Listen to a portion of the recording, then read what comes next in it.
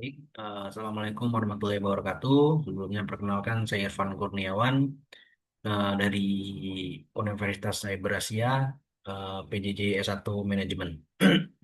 Baik, di sini saya akan menyampaikan sedikit presentasi UAS untuk mata kuliah Manajemen Akuntansi dengan judul Analisis Akuntansi Biaya Kualitas dan Produktivitas di PT Prima Elektronik.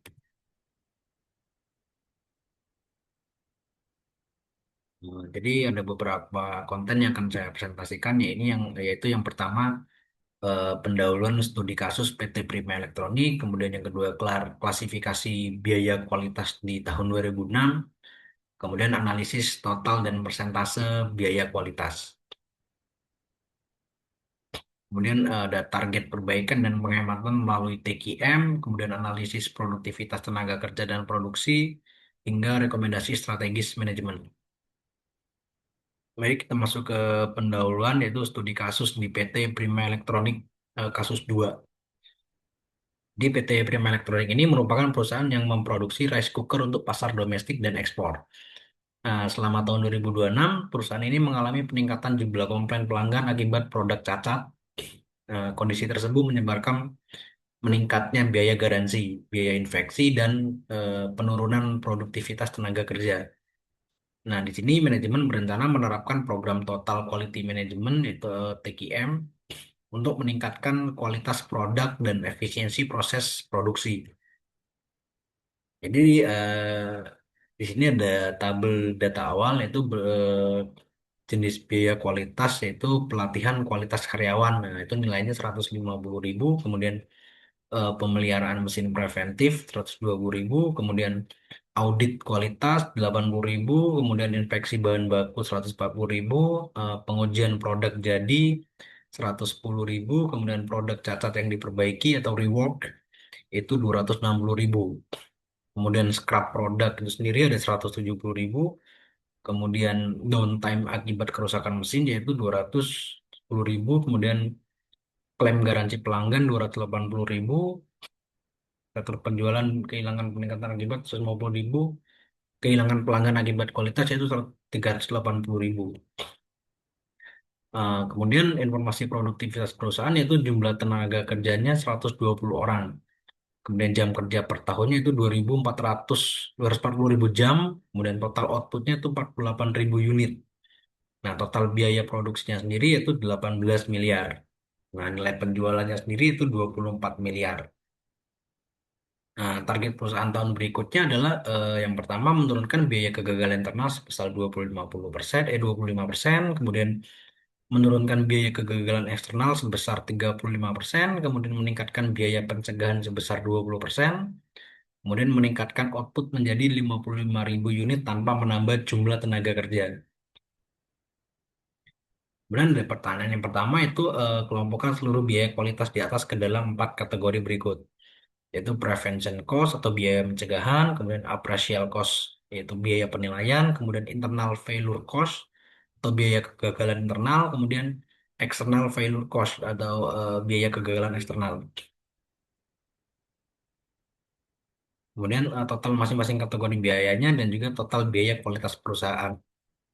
Jawaban nomor satu yaitu jenis biayanya itu pelatihan kualitas karyawan 150 juta itu masuknya prevention cost, kemudian pemeliharaan mesin preventif itu total nilainya 120 juta yaitu kategorinya prevention cost, kemudian audit kualitas itu nilainya 80 juta, itu masuknya kategori appraisal cost, kemudian inspeksi bahan baku 140 juta, appraisal cost, kemudian pengujian produk jadi itu 110 juta, itu kategorinya appraisal cost.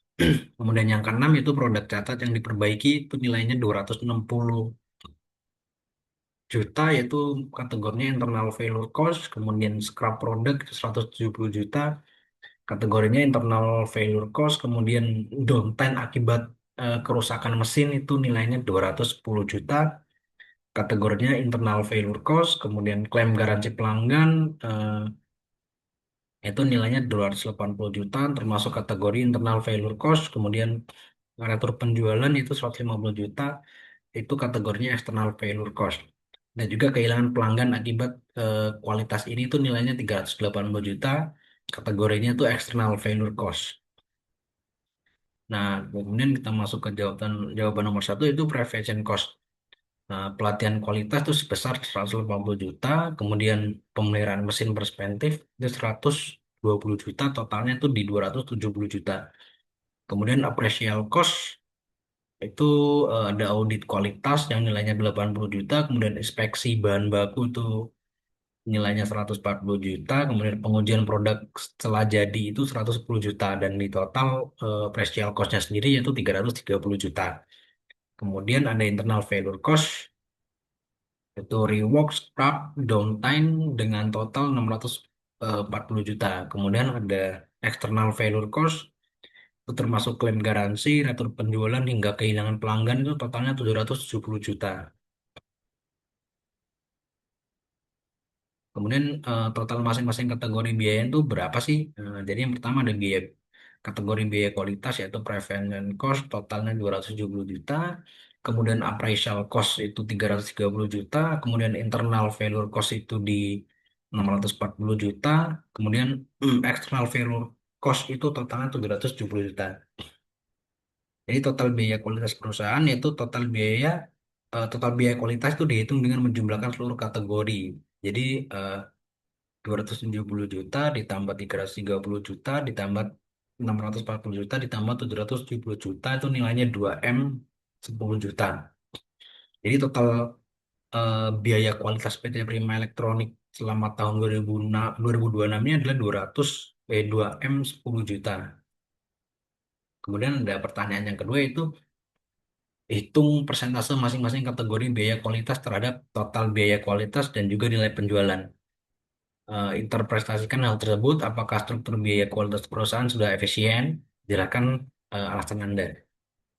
Baik, jadi presentasinya terhadap total biaya kualitas yaitu persentase itu sama dengan biaya kategori dibagi total biaya kualitas dikali 100%.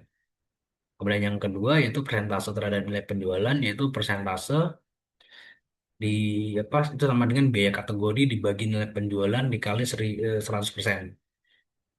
Nah, perhitungannya itu 270 juta per 2 M 10 juta dikali 100% itu persentasenya 13,43%. Kemudian prevention cost terhadap nilai penjualan yaitu 270 juta dibagi per 24 M dikali 100% itu hasilnya 1,13%.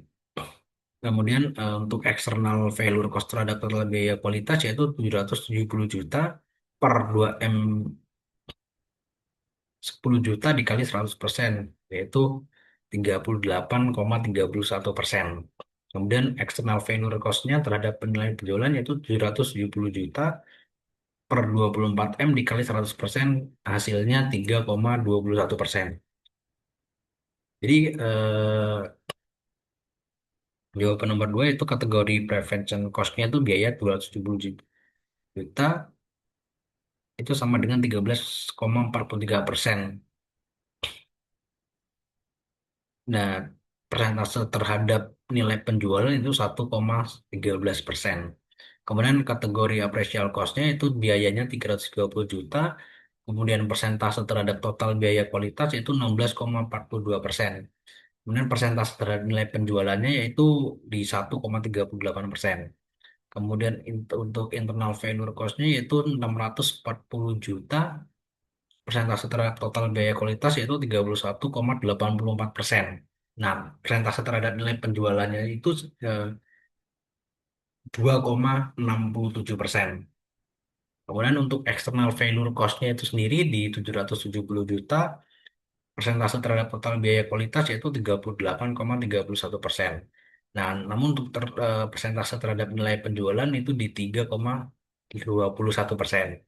Jadi total keseluruhan yaitu 2 miliar 10 juta rupiah itu dari totalnya 100%. Nah, persentase terhadap nilai penjualannya itu 8,38%.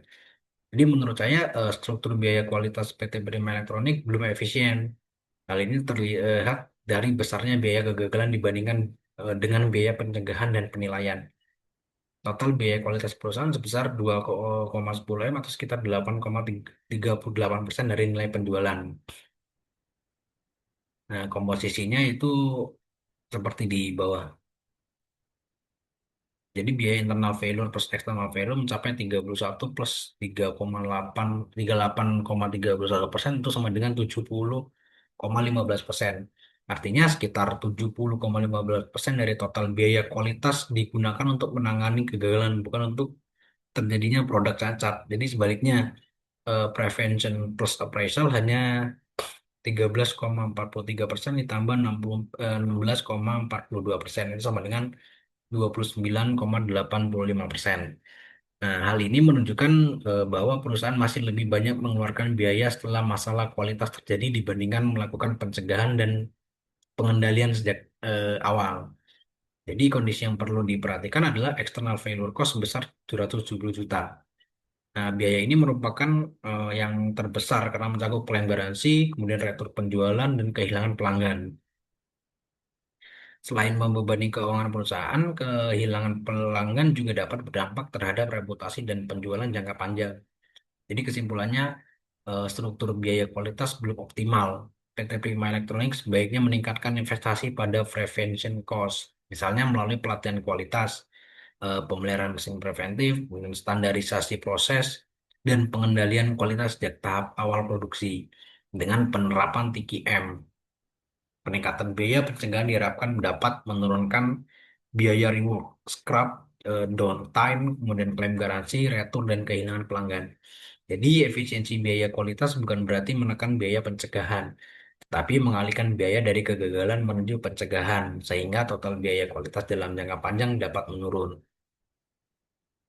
Kemudian kita masuk ke pertanyaan nomor tiga, itu apabila perusahaan berhasil mencapai target, biaya kegagalan internal turun 25%, kemudian biaya kegagalan eksternal turun 35%, kemudian biaya pencegahan naik 20%, dan biaya apresial tetap.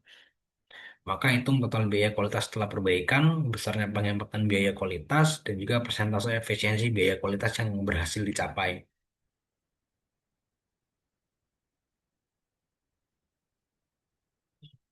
Jadi jawaban pertanyaan nomor tiga yaitu data awalnya tuh prevention cost 270 juta, kemudian ditambah appraisal cost 330 juta, kemudian internal failure cost itu 640 juta, kemudian external failure cost itu 770 juta. Jadi total awalnya itu di 2M 10 juta. Jadi total biaya kualitas setelah perbaikan prevention cost naik 20%. Jadi 270 juta dikali 120%. Nah, itu hasilnya 324 juta. Kemudian appraisal cost-nya itu tetap di 330 juta. Kemudian internal failure cost itu turun di 25%. Jadi 640 juta dikali 75%. Ini sama dengan 480 juta. Jadi itu penghematan kita tuh 640 juta tuh dikurang 480 juta itu sekitar eh, 160 juta. Kemudian yang keempat yaitu external failure cost-nya turun di 35%. Jadi 770 juta itu dikali 65% sama dengan 550 juta. Jadi penghematan kita tuh di 269 juta 500.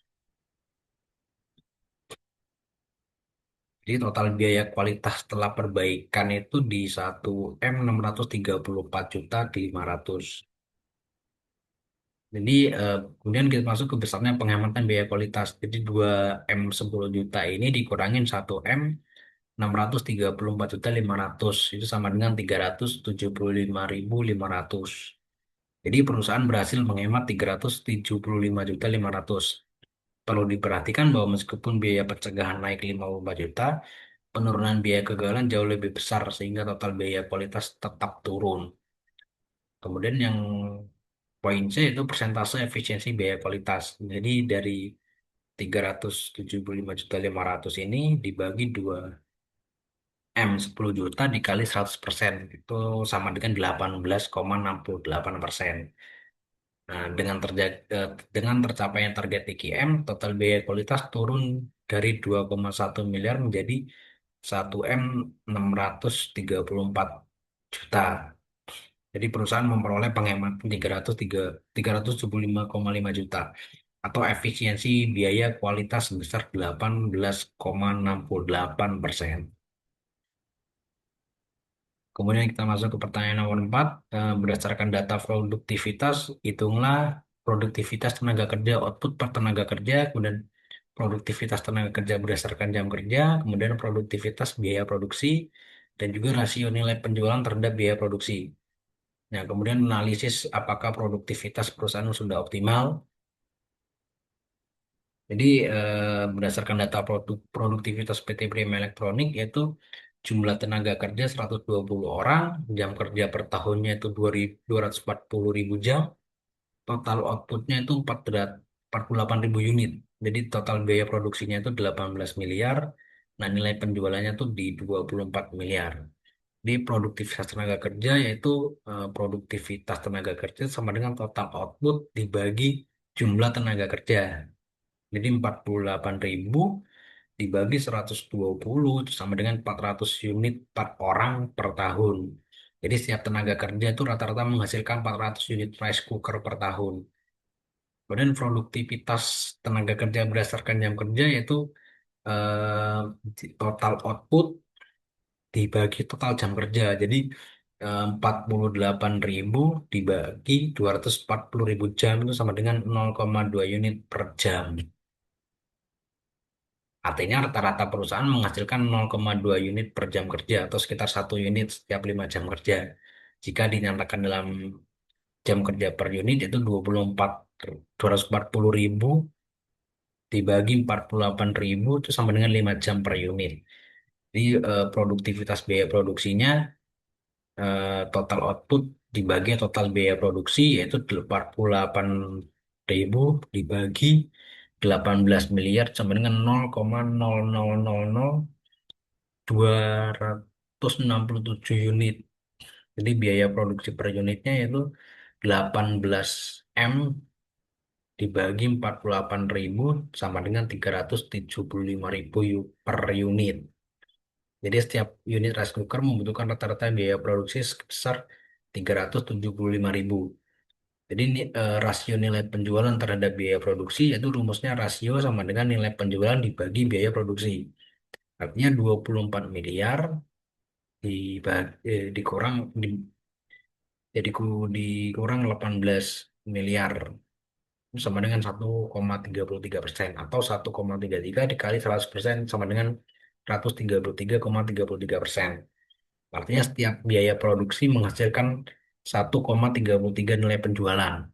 Nah, menurut saya produktivitas perusahaan belum dapat dikatakan optimal meskipun perusahaan sudah mampu menghasilkan 48.000 unit dengan 120 tenaga kerja.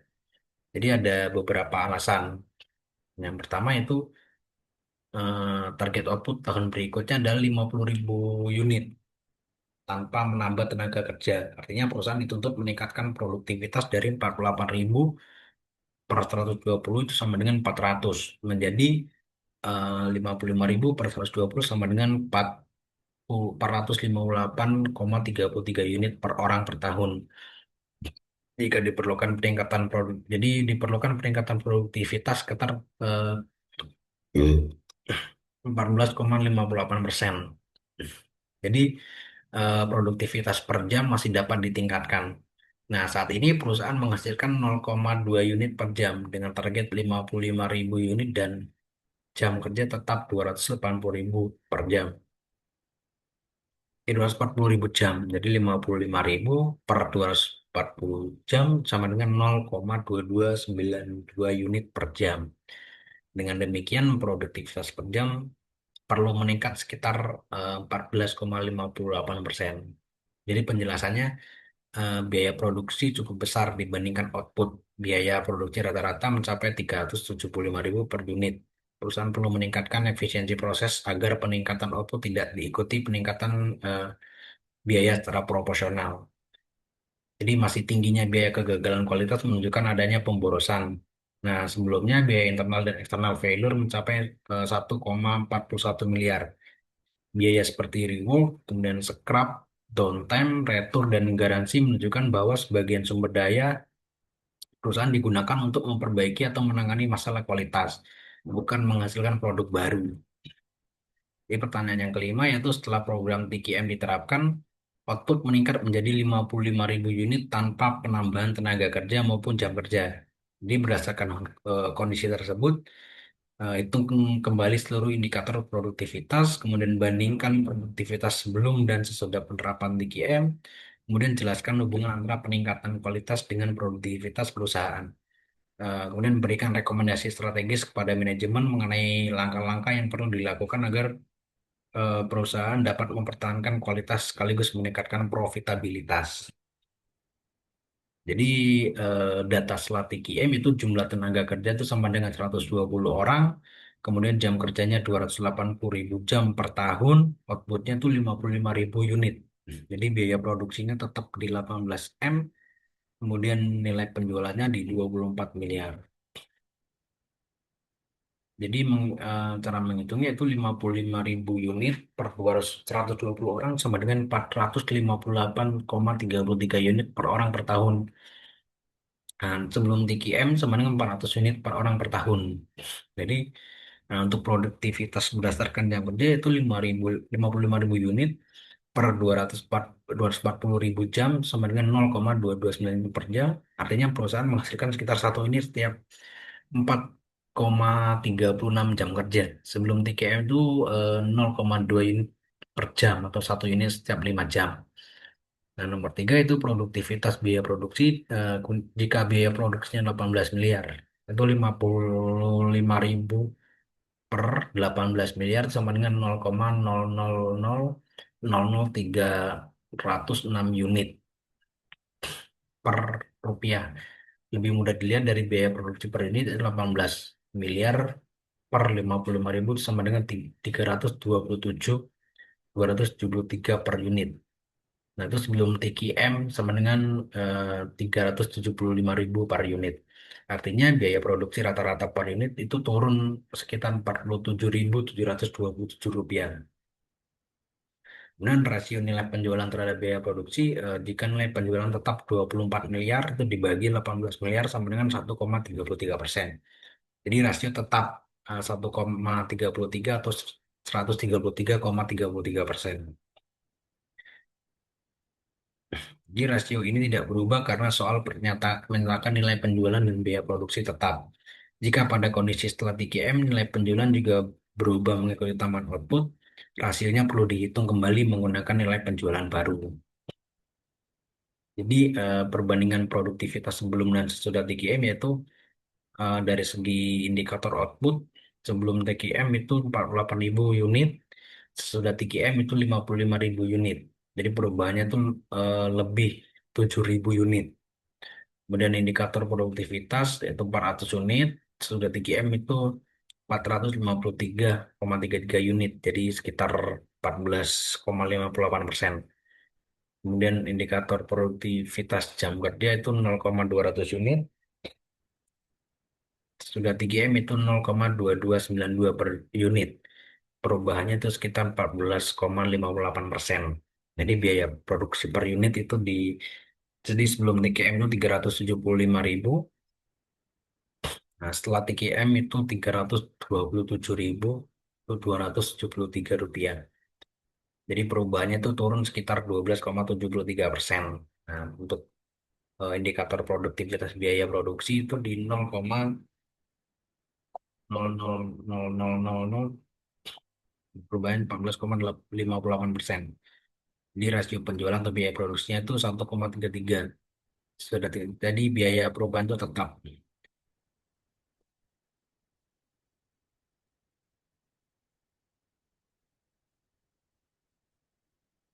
Kalau Pak, ini di kamar. Boleh. Jadi hanya ini yang dapat saya sampaikan. Lebih dan kurang saya mohon maaf. Lebih dan kurang saya mohon maaf. Pada Allah saya mohon ampun. Akhiri, wassalamualaikum warahmatullahi wabarakatuh. Terima kasih. Semoga bermanfaat.